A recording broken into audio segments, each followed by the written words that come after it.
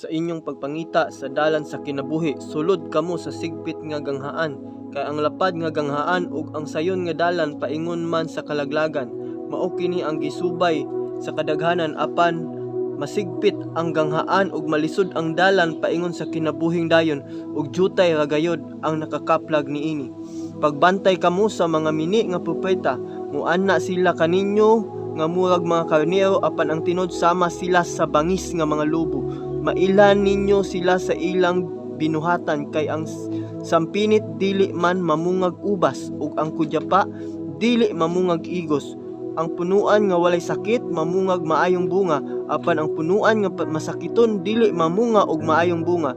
Dili makabungag walay pulos ang bunga, ang punuan nga walay sakit, sama nga ang masakiton nga punuan dili makabungag maayong bunga.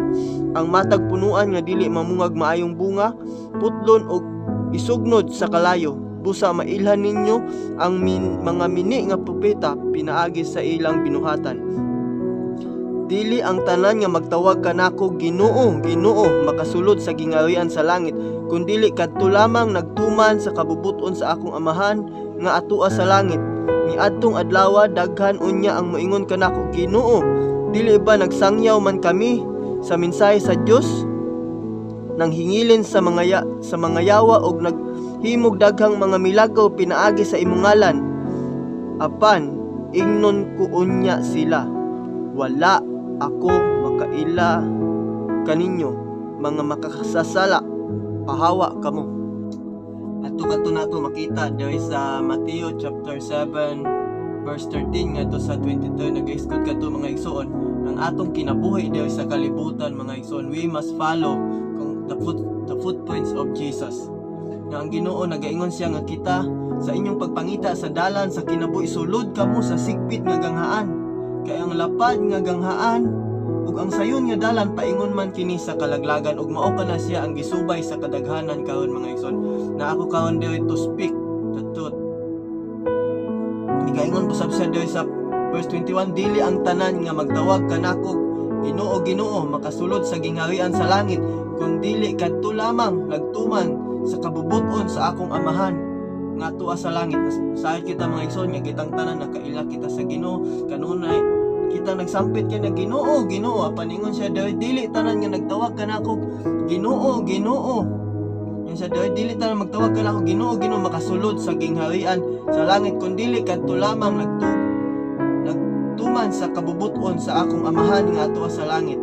Ni padayon na nato basa, ni adtong adlaw daghan unyang moingon kanako, Ginoo, dili ba nagsangyaw man kami sa mensahe sa Dios, naghingilin sa mga yawa og naghimog daghang mga milagro pinaagi sa imong ngalan? Apan ingnon ko unya sila, wala ako makaila kaninyo, mga makasala, pahawa kamo.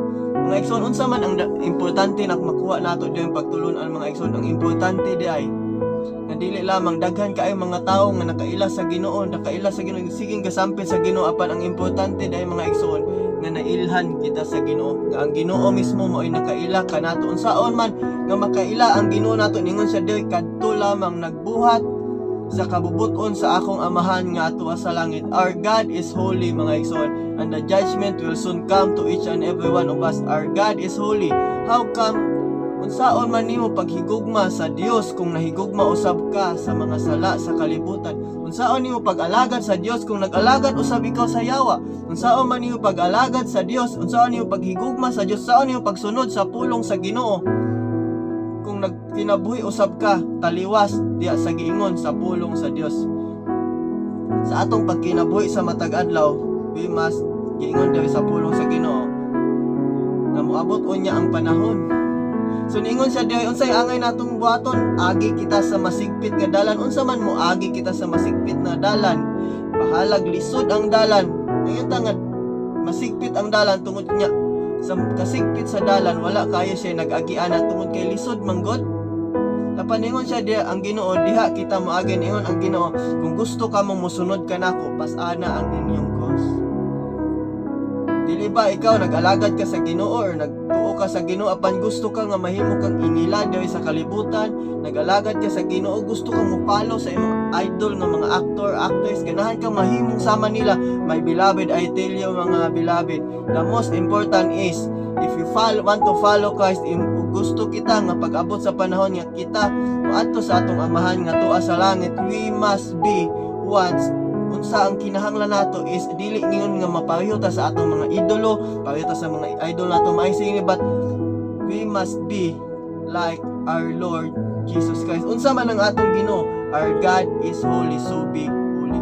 Kitang tanan mga igsoon, puos kitang tanan makasasala.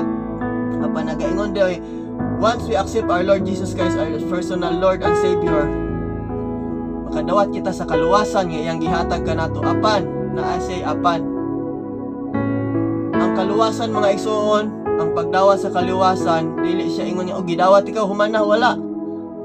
Kung gidawat nimo ang kaluwasan nga gihatag sa Ginoo, if you accept Him as your Lord and personal Savior, dapat makita ka na siya sa imong kinabuhi.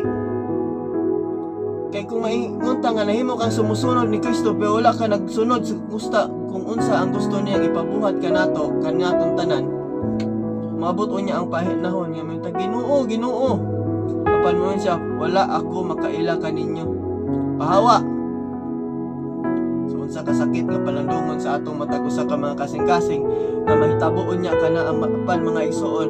Ngano man gisulat ang pulong sa Ginoo, aron kita pagbasa nato makasayod kita nga mao kini siya ang gipaangay sa Ginoo para sa kanako, gipaangay sa Ginoo para kaninyo, that as we follow Jesus Christ, we must live a holy life. Dili kay ingon nga ay mosimba kog Domingo,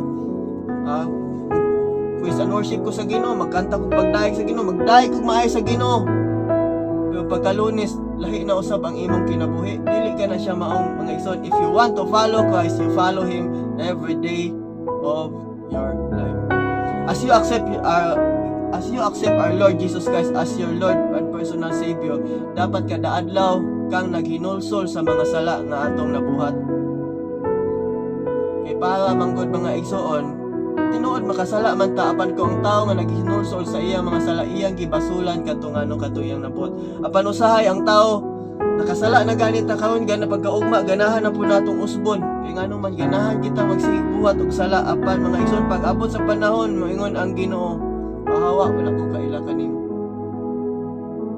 And that is the reality. Mao kana siya ang tinuod nagisulti daw sa pulong sa Ginoo. Niyon gani daw ang pulong sila nagsangyaw pagani sila sa akong ngalan. Nagsangyaw ni siya, Ginoo. Ngayon siya, Ginoo, dili ba nagsangyaw man kami sa mensahe sa Dios? Naghingilin sa mga yawa og naghimog daghang mga miglagaw pinaagi sa imong ngalan. Apan mga igsoon, what really matters most is our motive in our heart. Unsa ba ang imong motibo? Or unsa ba ang imong kinabuhi? Tinuod naghingilin ka, nagsangyaw ka, naghingilin kag mga yawa yu, nagpagamit ka diya sa Ginoo, apan paghuman ni ana unsa man ang imong kinabuhi? That is mao kana siya ang gipagngayo sa Ginoo niyo ng Ginoo, mailan nimo ang kahoy pinaagi sa iyang bunga. Maigla kita og unsa kita sa atong pagkatao pinaagi sa atong binuhatan. Ug mao kana ang pulong sa Ginoo karon adlaw, medyo bugat siya, medyo mudulot siya sa atong kasing-kasing, apan kung ato kini siyang tuwan, mao kini siya makahimo og dako kayong impact in our everyday life. Tinuod dili sayon mubiya sa pagkasala, dili sayon nga mubiya sa atong daang pagkatao, apan ingon ang pulong sa Ginoo, if any man be in Christ, he is a new creature. Bag-o ka nang binuhat, ayaw nagsigbalik sa imong karaan yung kinabuhi. Tungod kay sadyang gidawat nimo si Ginoong Jesucristo, nagaingon siya sa iyang pulong, bag-o ka nang binuhat ang mga karaan ni agi na nilabay na to, ayaw nagsige una-una. Because as you follow Christ, you leave everything behind. Biyaan nimo katong imong daang pagkatao nga wala kita nahiuyon diya sa kabubuton sa Dios. So I hope nga na-bless mo sa mensahe sa Ginoo kaong adlaw. Dat pag magbantay kita, labi na gayon sa panahon karon adunay daghang mga mini nga propeta gisgutan diri mo ana sila kaninyo nga murag mga karnero, apan ang tinuod sama sila sa bangis nga mga lobo. So So ningon ni mailhan ninyo sila sa ilang binuhatan, kay ang sampinit dili man mamungag ubas, ang kudyapa dili usab mamungag igos. So mao kana siya mga igsoon. We must be careful in our everyday life. And the most ipakita daw kini siya kanunay siya nagisgot sa bunga. So matag usa ka nato, what is our bunga? Unsa man ang bunga sa matag usa ka nato? Our outcome, ang atong binuhatan mao kana siya ang bunga. Unsa ang imong gibuhat sa imong pagkinabuhi sa matag adlaw, bunga kana siya. Og tinuod ba gyud kang nagsalig sa Ginoo? Tinuod ba kang nagtuon sa pulong sa Ginoo? Tinuod ba nimong gikinabuhi ang pulong sa Ginoo?